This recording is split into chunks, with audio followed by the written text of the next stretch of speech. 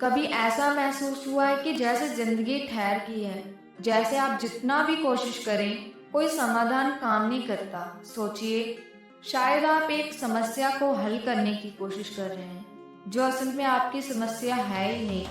आज हम उस छुपी हुई समस्या के बारे में बात करेंगे जिसे आप शायद जानते भी नहीं, और इसे हल करने का एक ऐसा तरीका बताएंगे जो सदियों पुराना है लेकिन आज भी उतना ही असरदार है बौद्ध दृष्टिकोण से।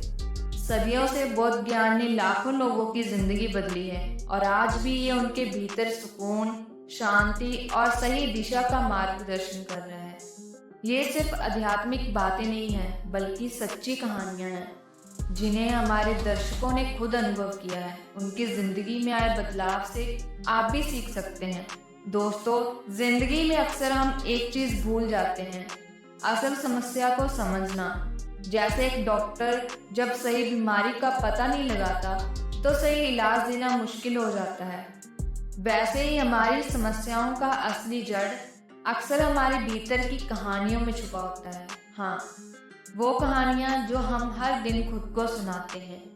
क्या आपने कभी सोचा है कि आपकी कहानी जो आप बार बार दोहराते हैं असल में आपकी सबसे बड़ी दुश्मन बन सकती है?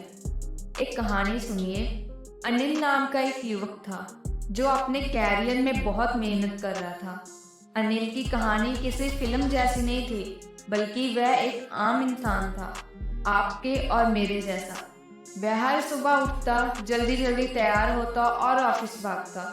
उसे अपनी नौकरी पसंद तो थी, लेकिन एक अजीब सा खालीपन उसके मन में हमेशा रहता। उसका बॉस एक सख्त और गंभीर स्वभाव का व्यक्ति शायद ही कभी उसकी तारीफ करता।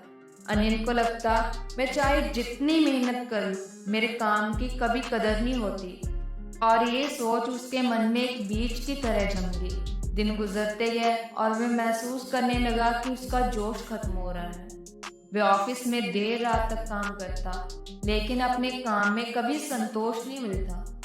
एक दिन उसने अपने सबसे करीबी दोस्त से कहा, मुझे लगता है कि मैं एक बड़ा फेलियर हूँ, मेरे अंदर शायद कोई काबिलियत ही नहीं है।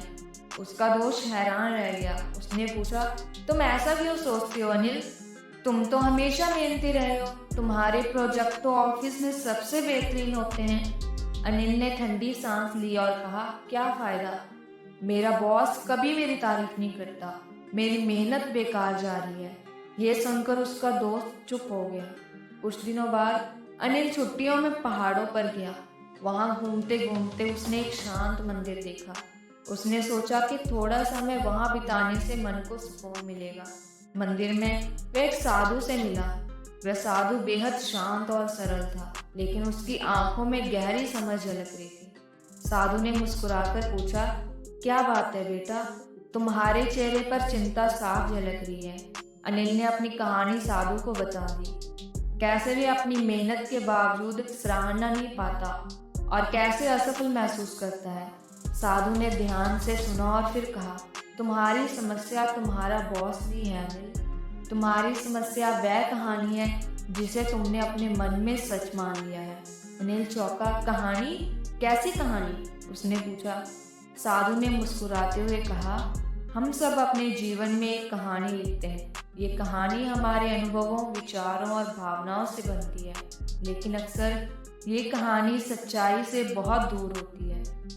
तुमने अपने बॉस के व्यवहार को अपनी कहानी का केंद्र बना लिया है। तुमने सोच लिया है कि तुम्हारी मेहनत बेकार है क्योंकि तुम्हें सराहना नहीं मिल रही। लेकिन क्या तुमने कभी सोचा है कि ये सच्चाई हो भी सकती है या नहीं? अनिल ने सोचा और फिर चुप हो गया। साधु ने कहा, तुम्हारे दुख का कारण तुम्हारा बॉस नहीं है, ये वह कहानी है जिसे तुम अपने मन में बार बार खुद से दोहराया है। बुद्ध कहते हैं, दुख का कारण है लगाव, चीज़ों को वैसे पकड़ कर रखना जैसे वे हमारी सोच में हैं, ना कि जैसे वे असल में हैं। साधु ने अनिल को एक साधारण सा अभ्यास सिखाया। उन्होंने कहा, हर दिन सुबह उठकर 5 मिनट ध्यान करो, अपने भीतर की आवाज़ सुनो, अपनी सोच को शांत करो और ये पक्ष खुद से पूछो, मैं कौन सी कहानी को सच मान रहा हूँ? क्या ये कहानी मुझे फायदा पहुंचा रही है या मुझे पीछे खींच रही है?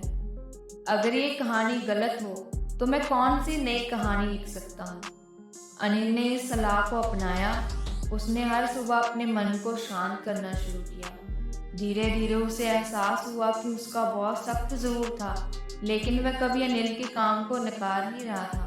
दरअसल बॉस ने कई बार उसकी रिपोर्ट्स को अहम प्रोजेक्ट्स में शामिल किया था। ये बस अनिल ही था जो उस सराहना को देख नहीं पाया। कुछ ही हफ्तों में अनिल की सोच बदलने लगी। अब वह अपने काम को अपनी खुद की संतुष्टि के लिए करने लगा।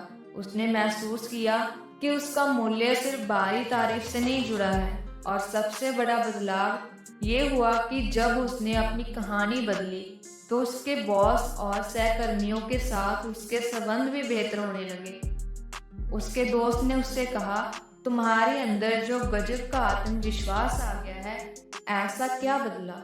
अनिल ने मुस्कुराकर जवाब दिया, मैंने अपनी कहानी बदल दी। अब सोचिए, क्या अनिल की कहानी आपकी कहानी हो सकती है? क्या आप भी किसी ऐसी कहानी को सच मान रहे हैं जो आपकी ज़िंदगी में दुख और तनाव ला रही है? बौद्ध ज्ञान हमें सिखाता है कि हमें अपनी कहानियों को समझने और बदलने की ताकत खुद में खोजनी होगी। तो आज से ही शुरुआत करें, अपनी कहानी को पहचानें और अपने दुखों को लिखें और उन्हें दोबारा लिखें। याद रखिए, आप अपनी कहानी के लेखक हैं और आपकी कहानी वही बन सकती है जो आप चाहें। क्या आप भी अपनी इस कहानी को बदलने के लिए तैयार हैं? नीचे कमेंट करें नई शुरुआत और अपनी ज़िंदगी में सकारात्मक बदलाव लाने की यात्रा शुरू करें।